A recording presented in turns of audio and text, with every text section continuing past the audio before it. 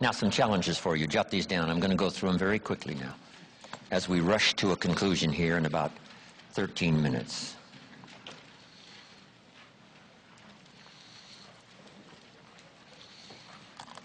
Here they are. You're going to have to write fast now. Here's number one. Review your performance, whether it's communication or whether it's activity or whether it's a CEO or whether it's on the job.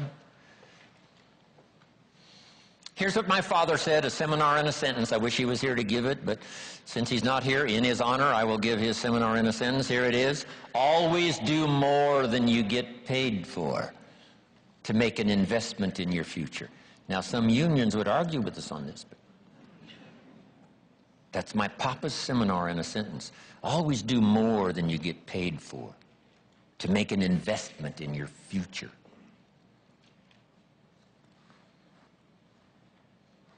My father was so unique. Papa said if it's raining, you can't fix the roof. If it isn't raining, it doesn't need to be fixed.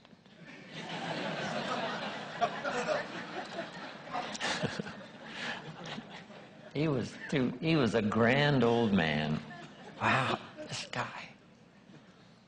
So review your performance, your language with your children. Just go over that and say, have I been too harsh and too strong, too stubborn? Should I learn to be easier, mix more compassion with the tough stuff I have to deal with? Yes. You know, prayer will help sometimes. If nothing else, you know, dear God, help me say the right thing, not to ruin it all by poor communication. Here's the next on my list. Face your fears. You know, I don't know what challenges you might have in going over the stuff we've been going over in terms of amending your philosophy or going back and, you know, redoing some stuff that you might have messed up. But face all your fears. That's how you conquer them. Don't dismiss them. Just face them. Say, here's what I'm afraid of. I wonder what I could do to change that. Here's the next one. Exercise your willpower to change direction. You don't have to keep doing what you've done the last 6 years if it's not yielding you the benefits you want. In the seminar I do for Jerry, my mentor helped me to review the last 6 years so I wouldn't repeat those errors the next 6. See, if you're a goose, you have no choice to do the next 6 like you did the last 6. But if you're not a goose, here's what you can do. Pick a new destination and start going that way. You say, well, I've done this for the last 2 years. I'll probably have to do it another 2. And the answer is no, not in a million years. Now, you can change one little degree at a time, or if you want to, you can revolutionize the whole thing. Who says you couldn't revolutionize the whole thing in a week's time and start a brand new direction that will most assuredly help you arrive in a brand new place a year from now, 3 years from now? No telling 5 years from now where you could arrive. Use your willpower to start the process. Just willpower to change a little or change a lot. Anybody can change. You don't have to repeat last year. Clean up the errors. Invest it now in the next year. Watch it make the difference. Here's the next one that's important. Parents have to do it. We ask our kids to do it, but we've got to do it. Admit your mistakes. Sometimes you have to admit them to others. Here's some of the best words in the English language. I'm sorry. The reason why those are good words is because it could start a whole new relationship. It could start 2 people going in a whole new direction. I'm sorry. Simple, easy. Not easy, but if you get this done, the turnaround can be dramatic. The early years can be big in payoff. And here's the big one. Admit your mistakes to yourself. You don't have to babble about them to everybody in the neighborhood. But it doesn't hurt to sit down and have a conversation with yourself and say, there's no use kidding myself. Here's where I really am. I've got pennies in my pocket and I got nothing in the bank. That's what I said after the Girl Scout left my door. I had a conversation with myself. And I said, I don't want this to happen anymore. Next, refine your goals. I don't know what ambitions you've had up until now, but this weekend would be a good time to start the process. We're going to talk about our goals workshop before our session is over this weekend. Maybe that will help stimulate you to set some higher goals, reach for some higher purpose, go for something beyond what you thought you could do.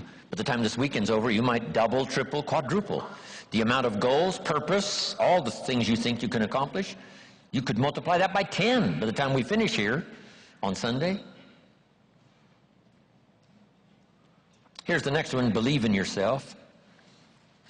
Yes, you got to believe in God, and you got to believe in the community, and you've got to believe in the possibilities. You've got to believe in the economy.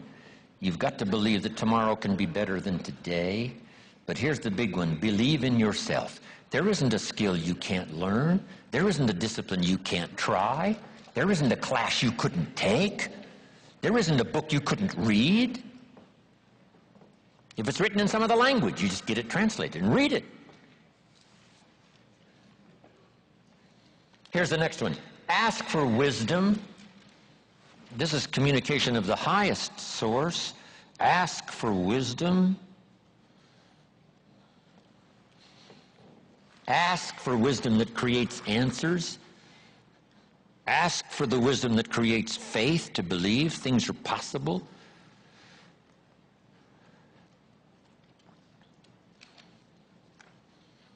In King Solomon's day, there was the dilemma of two mothers who claimed the same baby.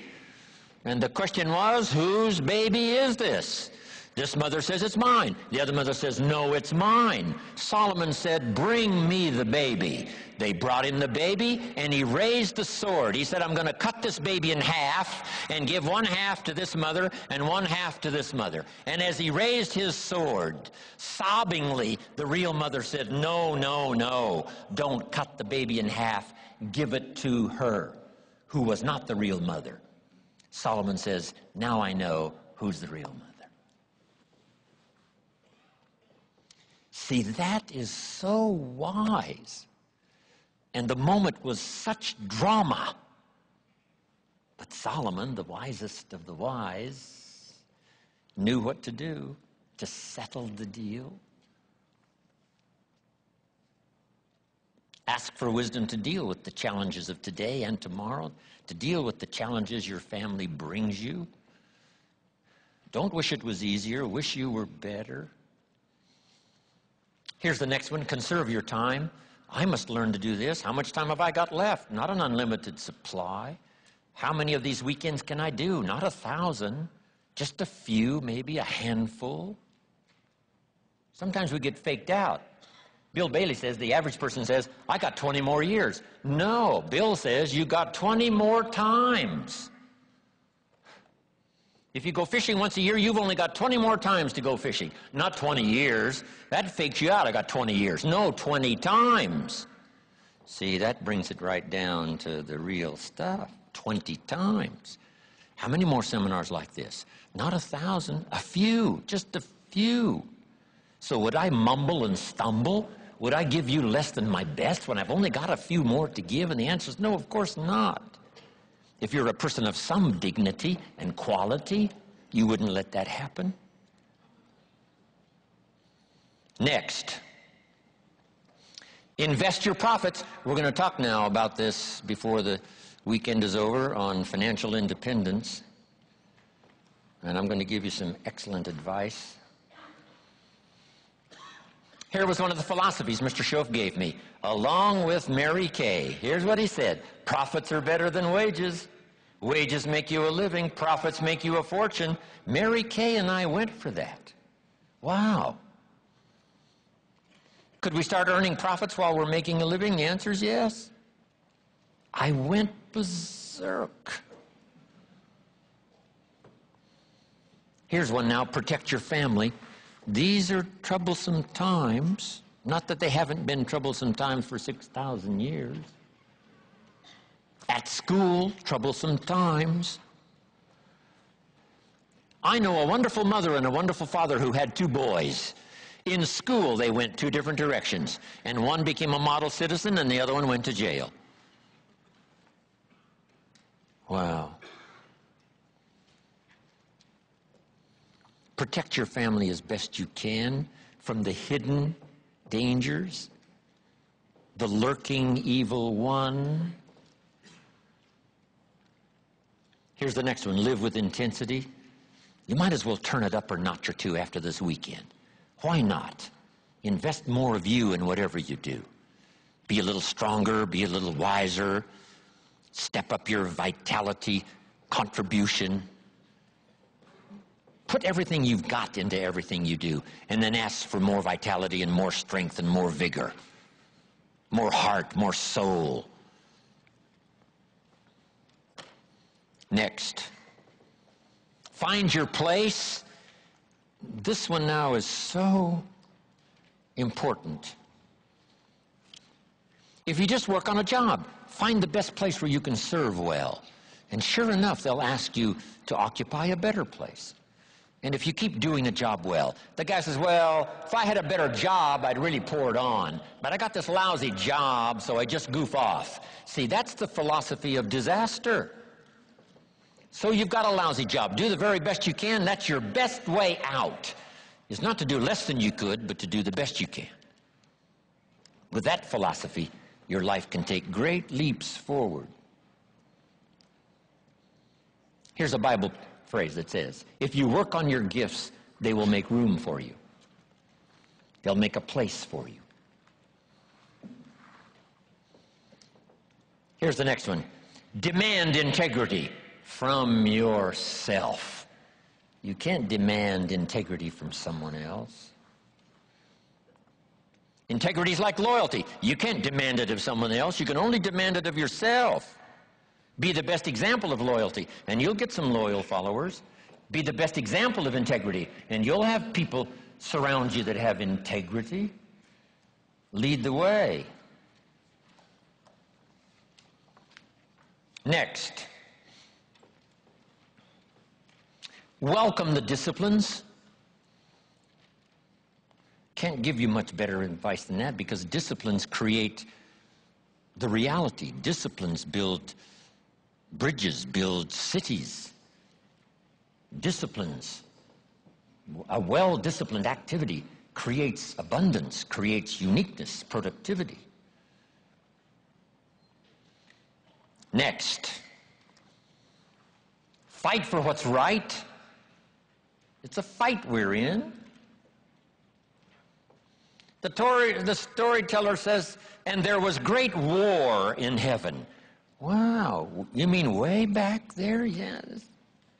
1/3 of the angels conspired. I asked Bill Bailey, how long do you suppose it took 1/3 of these angels to get together? Did they conduct meetings? I don't know. Bailey says the storyteller doesn't say. I said, then we're supposed to use our imagination. I don't know. It does say finally the great war occurred, and the 2/3 prevailed and the 1/3 lost. One of the writers of later scripture, here's what he said, I fought a good fight. See, that's extraordinary to be able to say. I fought for my kids, and I fought for what was right, and I fought for my good health, and I fought to protect my company, and I fought for a good career that would bless my family. I fought a good fight. It's good to fight. The encroachment. Opposites are in conflict, and we're in the middle. And if you want something valuable, you got to fight for it. Then this writer also said, not only have I fought a good fight, and I'll finish with this, and I got a much longer list, but maybe I can cover these at another time. He said, I fought a good fight, and I kept the faith. See, that's the deal. Keep faith with your family. Fight like crazy and keep faith. Fight the enemy and keep faith. Fight illness and keep faith. Fight the evil and keep faith. I can't give you much better advice. So thank you very much for your attention. I appreciate it.